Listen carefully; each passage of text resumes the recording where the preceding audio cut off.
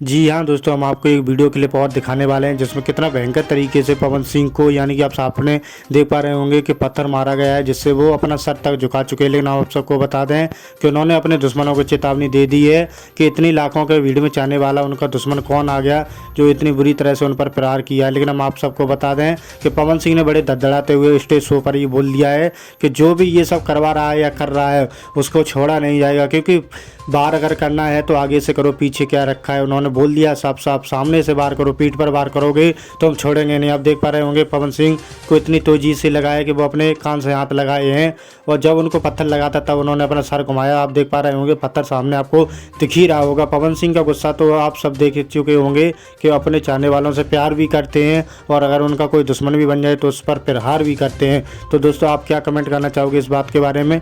Comment में जरूर बताओ। चैनल पर नए हो, चैनल सब्सक्राइब करो।